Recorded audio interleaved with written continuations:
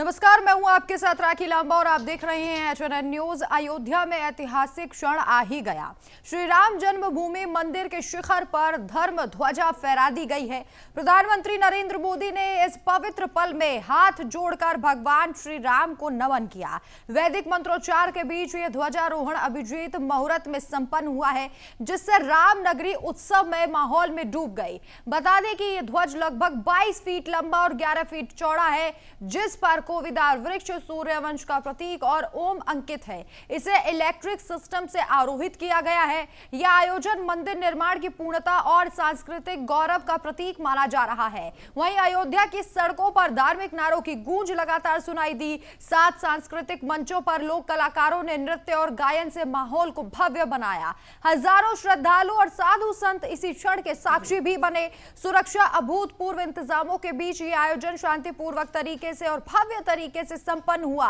अयोध्या में मुख्यमंत्री योगी आदित्यनाथ ने कहा कि राम मंदिर 140 करोड़ भारतीयों की भक्ति को दर्शाता है। मैं इस आंदोलन के लिए बलिदान देने वाले कर्मयोगियों को श्रद्धांजलि देता हूं।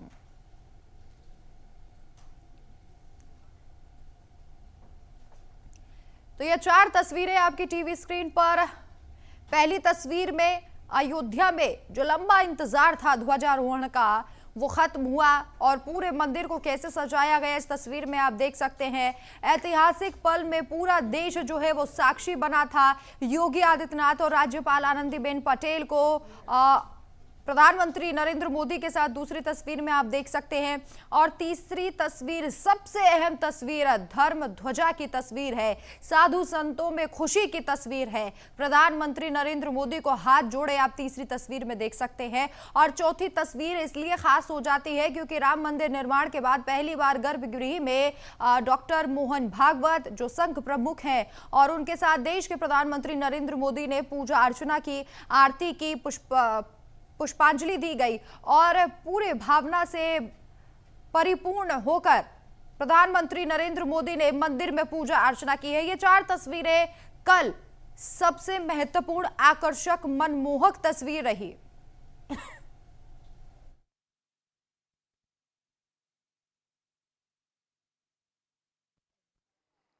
आज उस यज्ञ की पूर्णाहुति है जिसकी अग्नि 500 वर्ष तक प्रज्वलित रही। जो यज्ञ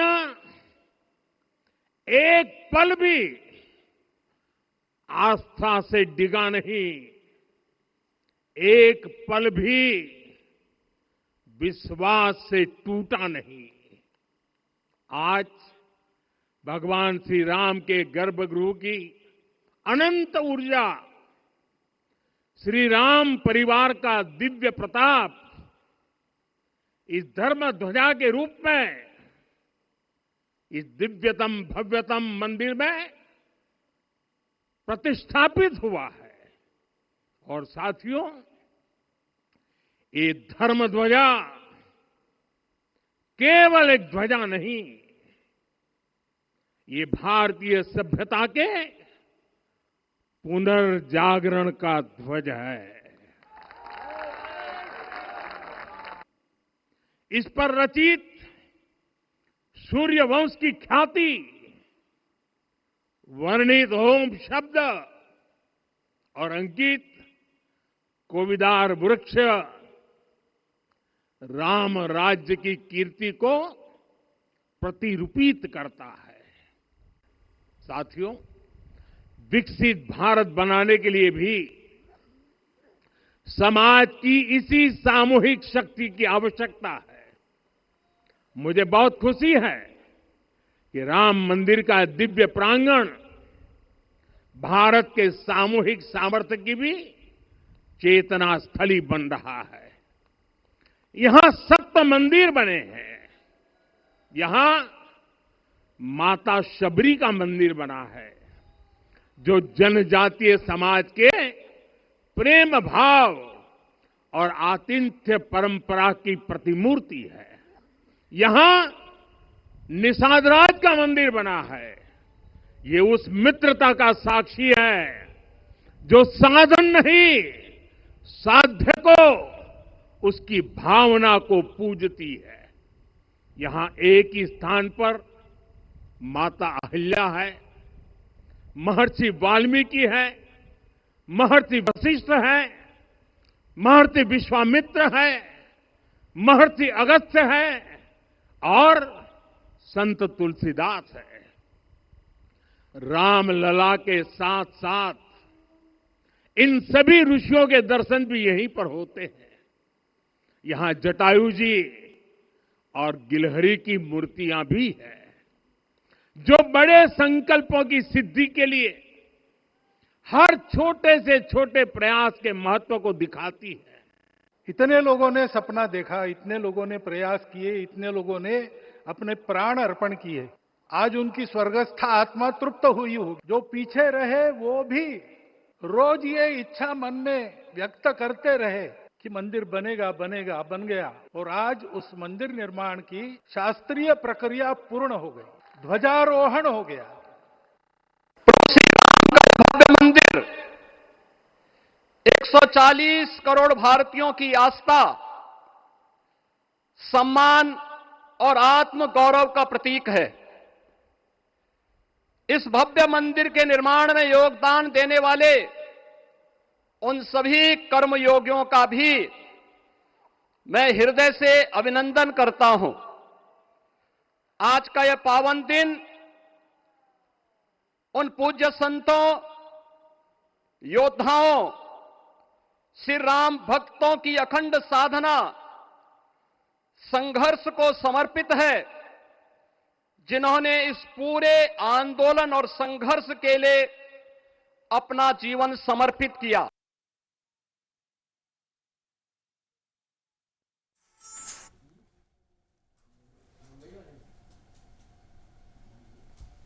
तो राम मंदिर में ध्वज पताका लहरा दी गई है। ध्वज पर कोविदार वृक्ष, सूर्यवंश का प्रतीक और ओम का चिन्ह जो है वो है, और इलेक्ट्रिक सिस्टम से इस धर्म ध्वजा को आरोहित किया गया।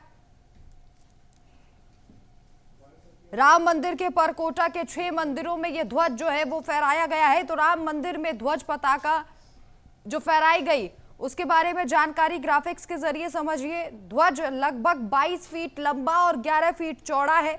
इसके अलावा ध्वज पर कोविदार वृक्ष, सूर्यवंश का प्रतीक और ओम अंकित किया गया है। इलेक्ट्रॉनिक सिस्टम से ये आरोहित किया गया। प्रधानमंत्री नरेंद्र मोदी ने ध्वजारोहण किया और इसी के साथ साथ योगी आदित्यनाथ मौजूद रहे। राम मंदिर के परकोटा के 6 मंदिरों में भी ध्वज फहराया गया, लेकिन ये ध्वज जो है वो साधु संतों ने फहराए, जबकि जो राम मंदिर के शिखर पर ध्वज फहराया गया था वो खुद प्रधानमंत्री नरेंद्र मोदी द्वारा फहराया गया। और बाकी के जो 6 मंदिर थे वहां पर साधु संतों ने खुद अपने हाथों से ध्वज पताका फहराई है। और दूसरी तस्वीर में आप देख सकते हैं उस धर्म ध्वजा की ये तस्वीर है जो प्रधानमंत्री नरेंद्र मोदी ने खुद आरोहित किया।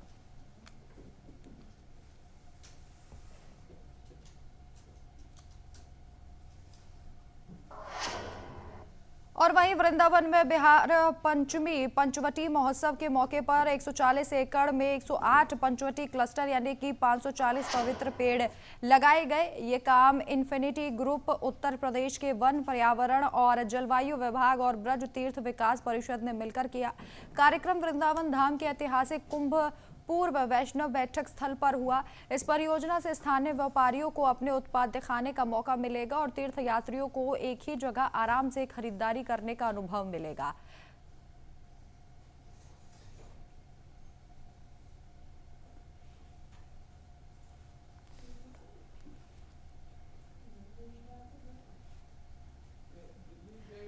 स्थानीय व्यापारियों को मंच मिलेगा।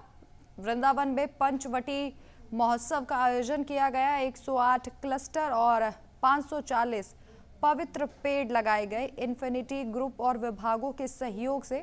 तस्वीरों में आप देख भी सकते हैं, मथुरा की ये तस्वीर है। इससे स्थानीय व्यापारियों को मंच मिलेगा।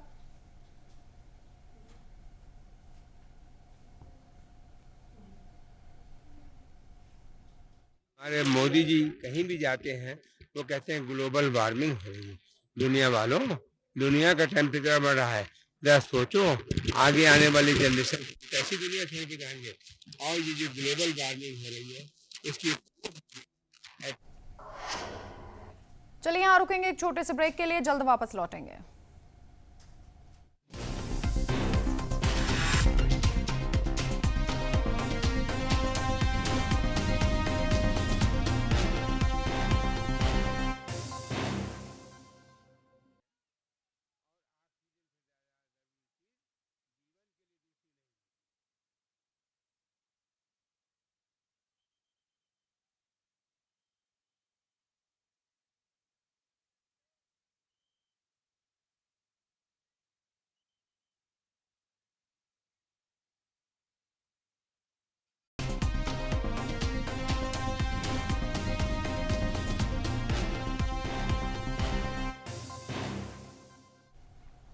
ब्रेक के बाद आप सभी का स्वागत है। उत्तर प्रदेश के उप मुख्यमंत्री केशव प्रसाद मौर्य ने डिफेंस एक्सपो ग्राउंड वृंदावन में भारत स्काउट्स एंड गाइड्स की हीरक जयंती पर 19वीं राष्ट्रीय जंबूरी का शुभारंभ किया।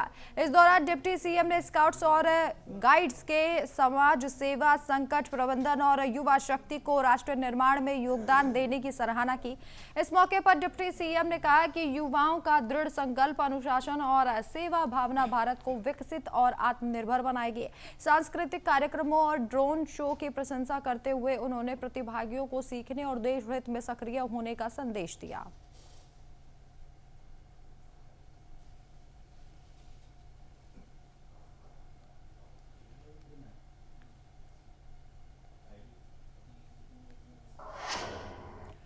और वहीं ग्रेटर नोएडा की बीटा 2 थाना पुलिस ने एक अशातिर वाहन चोरी गिरोह का पर्दाफाश करते हुए 6 आरोपियों को गिरफ्तार किया है। पुलिस ने इनके पास से फर्जी नंबर की प्लेट, 16 चोरी की बाइक बरामद की है। जांच में पता चला है कि गिरोह के सदस्य भीड़ भाड़ वाले इलाकों से बाइक चोरी करते थे और उन्हें कुछ दिनों तक छिपा कर रखते थे ताकि पुलिस की निगरानी से बच सके। यह गिरोह नोएडा और ग्रेटर नोएडा में कई चोरी की वारदातों को अंजाम दे चुका था। Greater Noida UP beta 2 police को यह बड़ी सफलता मिली है। तो चोरी की 16 बाइकें बरामद की गई हैं और इन चारों आरोपियों को पुलिस ने हिरासत में ले लिया है। बीटा 2 पुलिस को ये बड़ी सफलता हाथ लगी है। ये लोग बाइक चोरी की घटनाओं को अंजाम देते थे। 6 आरोपी गिरफ्तार किए गए हैं और इनके पास से 16 बाइक जो है वो बरामद की गई है।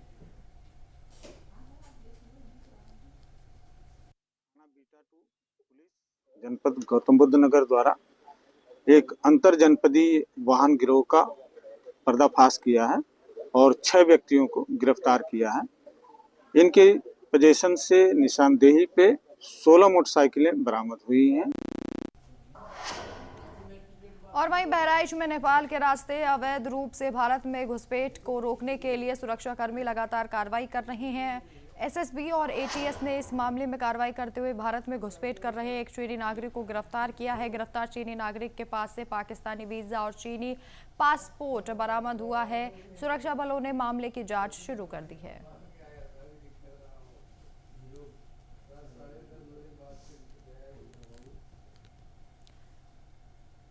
बहराइच में चीनी नागरिक को गिरफ्तार किया गया है। एसएसबी और एटीएस ने ये संयुक्त कार्रवाई की है और इसके पास से पाकिस्तानी वीजा भी बरामद किया गया है।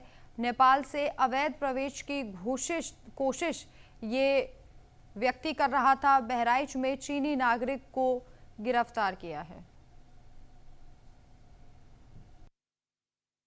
भारत नेपाल सीमा रुपैया चेक पोस्ट पर आने जाने वाले लोगों की नियमित चेकिंग के दौरान आज एसएसबी व पुलिस द्वारा समय करीब 11 बजे नेपाल के रास्ते भारत सीमा में अवैध रूप से प्रवेश करते हुए चीनी नागरिक लियू कुंजिंग उम्र करीब 48 वर्ष को गिरफ्तार किया गया है, जिसके संबंध में आवश्यक विधिक कार्रवाई कर सुसंगत धाराओं में अभियोग पंजीकृत कर आवश्यक विधिक कार्रवाई की जा रही है। और वहीं बिलासपुर में अटल आवास में सफाई कर्मी दंपति ने फांसी लगाकर आत्महत्या कर ली। सूचना मिलने पर पहुंचे पुलिस ने शव को कब्जे में लेकर पोस्टमार्टम के लिए भेज दिया है। पुलिस ने इस मामले में मुकदमा दर्ज कर आगे की कार्रवाई शुरू कर दी है। तो पुलिस ने मामले की जांच शुरू कर दी है। बिलासपुर में दंपति ने फांसी लगाकर आत्महत्या कर ली और फिलहाल पुलिस मौके पर पहुंची और दोनों के शवों को पोस्टमार्टम के लिए भेज दिया है। परिजनों से पूछताछ की जा रही है और इसके साथ ही जांच की जा रही है।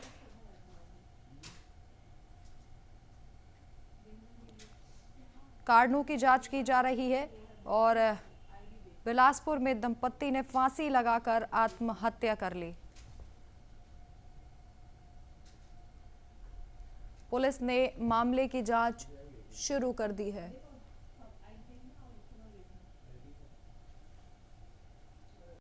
कंडा थाना क्षेत्र का मामला है, जहां अटलवास में पुलिस को सूचना मिली कि एक पुरुष और उसकी पत्नी मृत अवस्था में मिले हैं, जिसको पुलिस ने मौके पर पहुंचकर मर्ग कायम किया गया और घटनास्थल का निरीक्षण किया।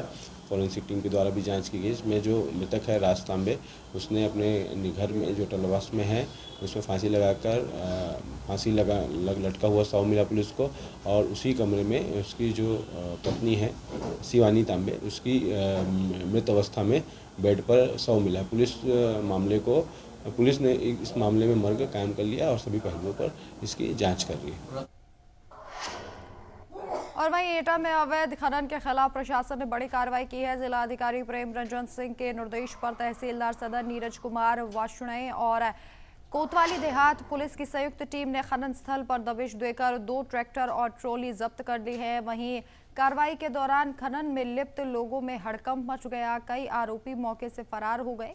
जानकारी दे दें कि स्थानीय लोग लंबे समय से अवैध खनन की शिकायत कर रहे थे, जिसके बाद प्रशासन ने ये कदम उठाया। तहसीलदार ने कहा कि अवैध खनन किसी भी स्थिति में बर्दाश्त नहीं किया जाएगा और दोषियों के खिलाफ आगे भी कठोर कार्रवाई जारी रहेगी। तो एटा में अवैध खनन पर बड़ी कार्रवाई की है। जिला प्रशासन की संयुक्त कार्रवाई ये सामने आई। प्रशासन ने ट्रैक्टर और ट्रॉली जब्त किए हैं और इस कार्रवाई के बाद खनन माफियाओं में हड़कंप मच गया।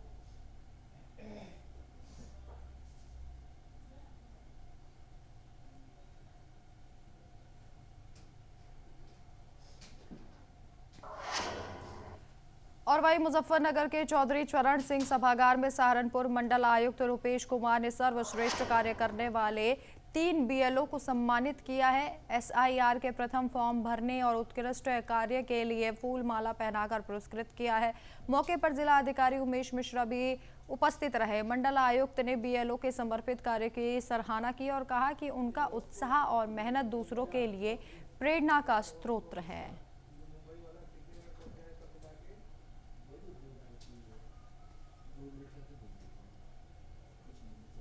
बीएलओज ने अच्छा काम किया है, जिनकी 100% प्रगति है, तो उनको हमने सम्मानित किया है, जैसे कि वो और अपने साथियों को मोटिवेट करें और अच्छा कार्य हो, गुणवत्तापूर्ण, समय पे हम लोग इसको पूर्ण कर पाए। यही उद्देश्य था मेरे आने का। अभी और कोई निरीक्षण भी होगा सर किसी कार्य? हाँ, अभी एक बूथ पे जाएंगे, यहाँ पे शहर का एक बूथ देखेंगे। क्या लक्ष्य दिया गया, किस तरह से? लक्ष्य वही है, जो भी पात्र लोग हैं सबके नाम रहे, जो लोग जिनकी मृत्यु हो चुकी है या जो शिफ्ट हो गए हैं किसी कारण से या एब्सेंट हैं, नहीं पाए गए हैं गांव में या अपने घरों में, उनके नाम डिलीट किए जाएंगे। चलिए फिलहाल इस खास बुलेटिन में इतना ही, लेकिन आप देखते रहिए एचएनएन न्यूज़। नमस्कार।